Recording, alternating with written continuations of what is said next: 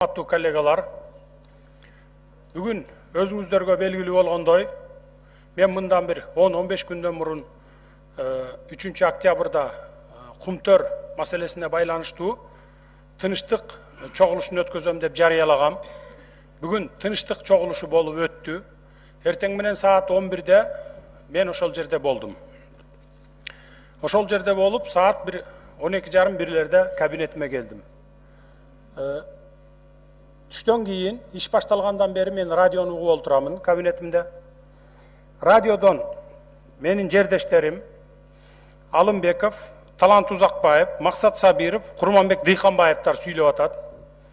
Кумтөр проблемасын карашыбыз керек, элдин пайдасына чечилиш керек, элдин пайдасына иштеш керек деп атат.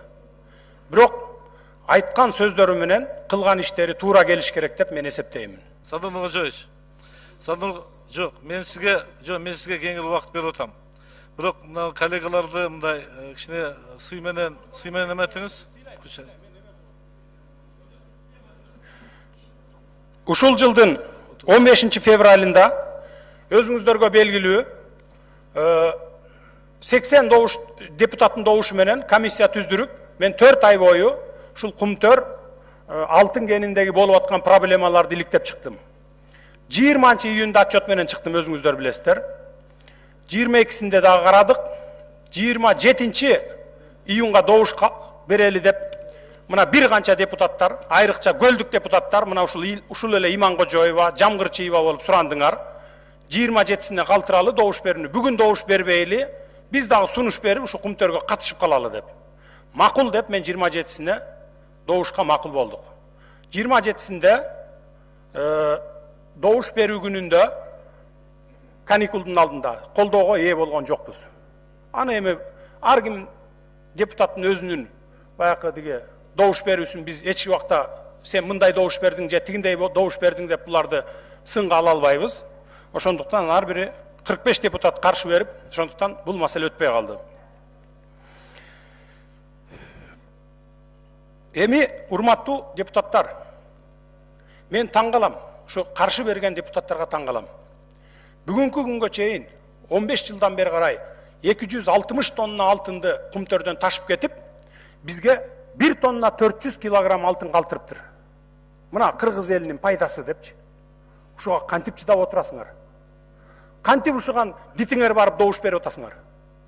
Андан сырткары 77 тонна күмүш алып кетиптир. 1 килограммы биздин Кыргызстанга калбаптыр пайдасы. Кайсы бетиңер менен ушуга добуш берип атасыңар? 1 килограммы калбаптыр. 2000. Эми мындайда урматтуу депутаттар, чындыгында ачуу болот. Угуп туруңар. Уккула. Урматтуу депутаттар, танапес саат 4-тен 15 мүнөт өткөнгө чейин танап. 3-чү микрофон. Урматтуу төрага, процедура боюнча менин толук акым бар 2 мүнөт сүйлөгөнгө. Андан сырткары 15 мүнөт лидер фракция катары мен толук укугум бар. Менин башымды кесип коюшуңар мүмкүн, но бирок тилимди кесе албайсыңар. Бул менин мыйзамдуу укугум. Укук. Эгерде оскорбление болбосо. Жок, оскорбление болбойт. Менин коллегаларым айтып атпайбы, Иманкожоева менен Жамгырчиева. Анан кийин укук жөнүндө берилбейт. Эгерде экспертизага баргысы келсе, мен азыр даярмын. Мени кара пиар кылып, не только Иманкожоева менен диги Жамгырчиева чыгарган жок. Бүтүндөй бийлик бутактары, бүтүндөй массалык маалымат каражаттар чыгарды. Жүргүлө, мен азыр барганга даярмын. Бул бир. Экинчиден, Ирина Карамушкинага эгерде кыргыз мамлекетинин тагдыры баары бир болсо, мага баары бир эмес. Мен эртеңки кыргыз мамлекетинин келечегин ойлонуп атам. Ошон үчүн урматтуу Асылбек Шарипович, сиз калыс алып барыңыз. Менин мыйзамдуу укугумду эч кимдин тебелегенге, президенттин дагы, премьер-министрдин дагы, спикердин дагы эч кандай акысы жок. Бул менин мыйзамдуу укугум. 2 мүнөт процедура менен сүйлөгөнгө акым бар. 15 мүнөт лидер фракция катары сүйлөгөнгө акым бар. Эгерде менин сөзүм жакпаса, кулагыңарды жаап отургула. Чындыкка эгерде чыдабай атсаңар. Мына мен сиздерге момундай эле айтайын.